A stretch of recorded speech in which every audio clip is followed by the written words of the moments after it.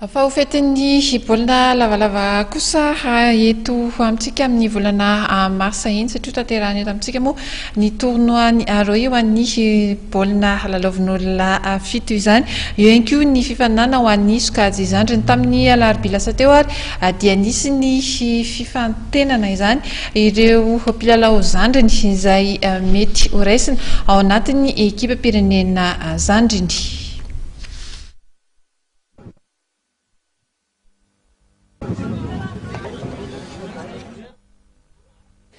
Ho fetin'ny rugby 7 eto Madagasikara ny rokatra amin'ny 7 marsa 2024 avy ho tanterahana eto amintsika tokoa mantsy ny tournoi ROI 2024 fifaninana fanaon'ireo nosy manodidina isan-taona izy ity ary ny La Réunion hatrany no nandray ny fifaninanana. Maurice La Réunion Mayotte ary Madagasikara no andray anjara amin'ity sokajy telo no hifaninana amin'izany dia ny U16 ny U18 ary ny senior. Fandrafetana ny ekipa pirenena malagasy ho an'ny sokajy latsaka ny 20 taona dia mpilalao misa 200 no namaly ny antson'ny federasiona niatrika ny fitsapana izay nataony alarobia atoandro teo. Ny mpanazatra nasionaly Bertin Zoto sy Erika Sef no nifanintana ireo mpilalao ireo. Sao dia ka zay mangala taona zay tiava ao daholo zany ireo olona ireo mihitsy nataoko ny tsy ngidingidina daholo ny adversaire.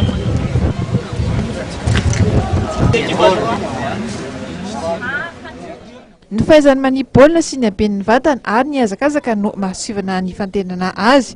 7 ary ireo mpilalao notazomina tamin'ny andrafetana ekipa 5. Manana ekipa 5 sy ny malagasy ho an'ny U18 io. Araka ny fanazavana ny mentale teknika nasionaly dia 7 no mpifaninana 5 izany avy eto amintsika miampy telo avatsy Mayotte, Maurice ary La Réunion. Ny zavatra hitranga amin'ny rokatra amin'ny fahasivy marsa moa zany dia isy hetsika ho an'ny rugby 7 atao eto Tananarivo amin'io daty io ka andray anjara amin'izany zany ny Mayotte, Madagasikara, La Réunion ary Maurice.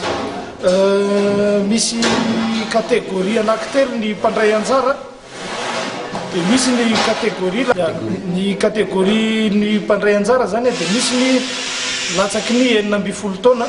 Iny moa zany dia napetraky ny fédération ho andraikitsireo association manana école de rugby ny miandraikitra azy ekipa 9 ny anjaran'ny Madagasikara, ny ekipa anankiray avy amin'ny association sympathique, ny ekipa 2 avy amin'ny association Pasamama ary ny ekipa 3 avy amin'ny association école de rugby école de la vie. Kategoria faharoa dia ny latsaky ny 12 taona. Ny manana ekipa 5 tsika mandray anjara amin'ny latsaky ny 12 taona io satria le izy zany no ezahana ho fenona ho valy foana ny ekipa mandray anjara amin'ilay tournoi ka telo zany mandray anjara avy any ivelany amin'ilay tournoi dia 5 ny avy eto Madagasikara.